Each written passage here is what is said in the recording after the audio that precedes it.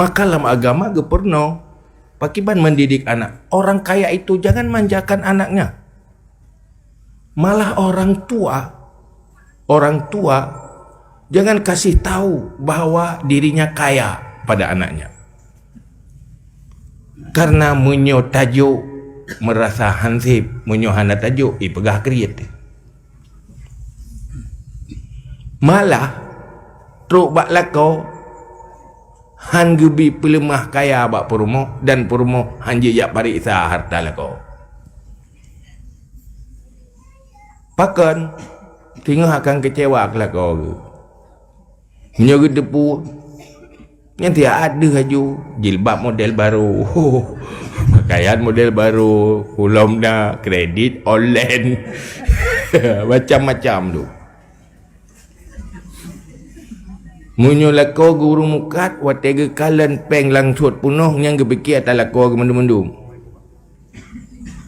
Hana gedepu na utang kalau ngebaya. Ndak mau tahu. Hari-hari suami dikejar-kejar karena utang yang belum sanggup terbayar, mereka ndak tahu. Yang ada kecewa, rugi, rugo napek. Akhirnya konflik dalam rumah tangga. Maka dalam Islam gak tu yang mendu. Kecewa lah panena rako hana setia hana perhatian lah macam tu. Wate tak periksa bajai lamari ke halat li hanjit tok mari. Payangan tu tegan mai mat kunci. Hai kan pegang nah yang menang kan mandum menang.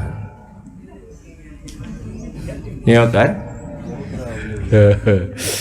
Hai je pak kamu orang gapai tak tetap kau penuh sebab kena urina. Hai kamu nasi buruk kai mu. Nasi kurangai kamu agak. Tetapi masing-masing introspeksi dirilah. Kenapa terjadi masalah? Udip dalam dunia nyohana bahagia karena tidak mampu mengemban amanah Allah bahwa kamu dilahirkan untuk dua hal.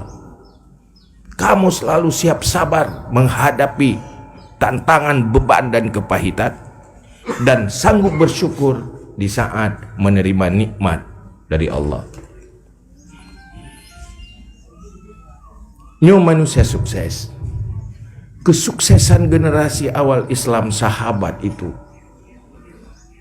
sehingga bisa mewarnai dunia karena Rasulullah mampu membangun manusia yang sabar dan bersyukur. Maka Rasulullah dalam sebuah hadis mengatakan, iman nisfani, iman dua bagian. Nisfu sabrin wa nisfu syukrin. Satu bagian sabar, satu bagian bersyukur. Oh, yang miskin sabar, manteng, tenang, beres, ada masalah. Pengukir-pengukir sejarah masa lalu terkenal hebat dengan ketangguhan dan ketegaran pribadinya yang selalu sabar. Di biografi para sahabat, mereka jadi pejuang Islam.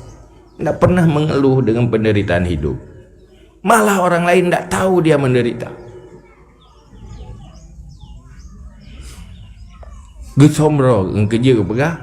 Yang get tapi sedekah, kurang yang hana pengeluh, kan pengeluh. Geim ke sabar ke. Hana gak salah go. Hana gak kegok rugo kayak ake hai bantu. Hana iya malu. Itu lebih lefala tapi ke urangnya. Cuma urangnya menopi menyohana solat ke hai bim bayar dia lah ke.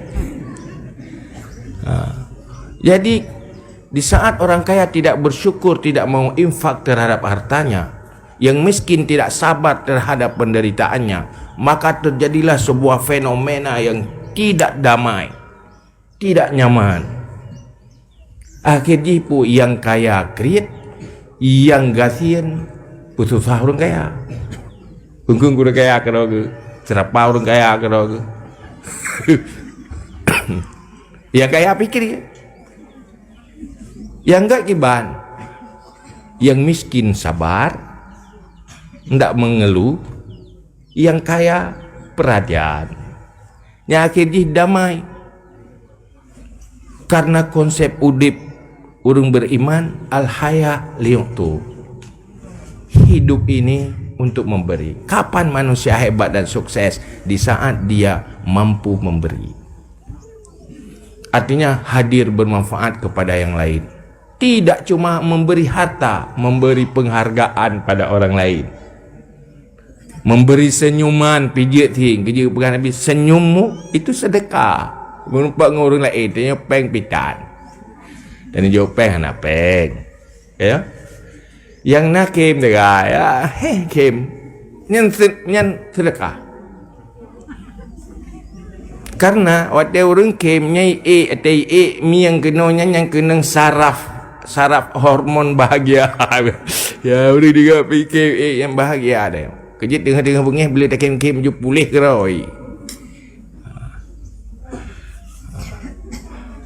Nyotap turun ni tumuh atas bengih tu, dah berikan. Yang berikan saja.